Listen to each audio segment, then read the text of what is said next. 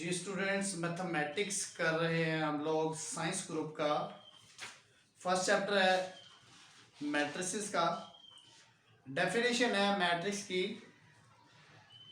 Rectangular अरे। Rectangular अरे हम इसे कह सकते हैं, और फॉर्मेशन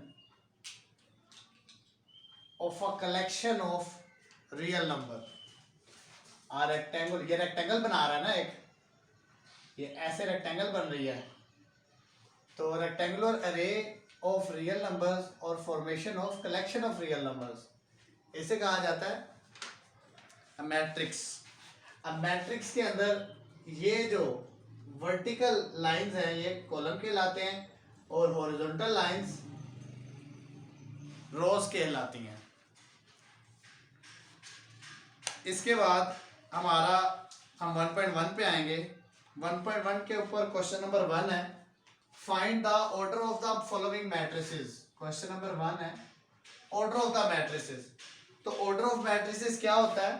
ऑर्डर ऑफ मैट्रिसेस कहते हैं किसी मैट्रिक्स में कितारों और कॉलमों की तादाद को, मतलब रो और कॉलम्स की टोटल नंबर को कहा जाता है ऑर्डर ऑफ मैट्रिक्स। तो देख लेते हैं यहाँ पे रो कितनी है, 2 है, हम यहाँ पे 2 लिखेंगे।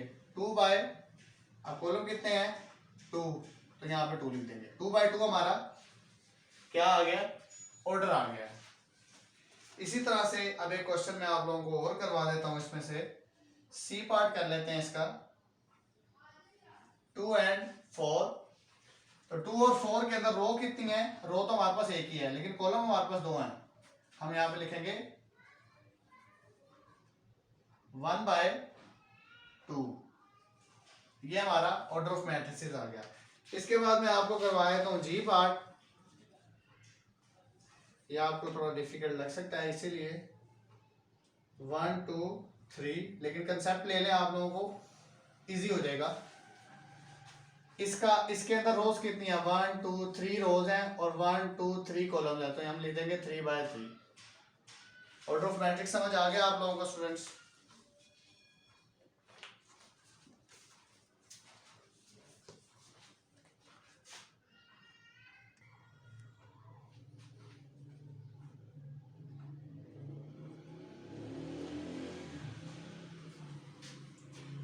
जी स्टूडेंट्स, 1.1 एक्सरसाइज का क्वेश्चन नंबर 3 कर रहे हैं। 2 हम नहीं करेंगे क्योंकि वो इतना इंपॉर्टेंट नहीं है, सिंपल क्वेश्चन है। तो ये हमें क्वेश्चन दिया हुआ है, हमने फर्स्ट ऑफ ऑल क्या करना है, फर्स्ट वैल्यू को इक्वल, सेकंड को सेकंड के इक्वल, थर्ड को थर्ड के, फोर्थ को फोर्थ के इक्वल करके ऐसे 4 इक्वेशंस बना लेनी है। इसके बाद मैंने क्या किया है, c-1 = 3, इसको हम यहाँ पे, अब हमने इसको सॉल्व करना है। हमने -1 वहां राइट साइड पे जाके +1 हो जाएगा, 3 + 1 = 4 होता है, तो c = 4 आ गया हमारे पास। अब इक्वेशन नंबर 4 जो है, इसको मैंने एरो के साथ यहाँ पे लिखा है, इसको हमने सोल्व किया है। 4d - 6 = 2d, ये लिखा हुआ है। हम इसको किस तरीके से करेंगे, -6 राइट साइड पे चला जाएगा, +6 हो जाएगा, 2d लेफ्ट साइड पे आ जाएगा, -2d हो जाएगा। इस तरीके से लिखा है, 4d में से 2d माइनस किया, 2d बचा, = 6 आ गया। 2 यहाँ मल्टीप्लाई हो रहा है, राइट साइड पे जाके डिवाइड होगा, 2 1 2 2 3 6, तो d = हमारे पास 3 आ गया। अब हमने क्या किया, equation number 1, taking equation number 1, और इसके बाद हमने यहाँ पे क्या किया है, c की जगह 4 लिखा है। Put the value of c in 1। Equation number 1 के अंदर हमने c की वैल्यू पुट किया, 4 आ गया।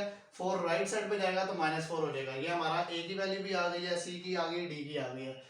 इक्वेशन नंबर 2 इस्तेमाल करेंगे, हम यहाँ पे b की वैल्यू भी फाइंड कर लेंगे। a + 2b = -7, a की वैल्यू पुट करेंगे। इसी तरीके से यहाँ पे लिखेंगे put value of a which is equal to -4।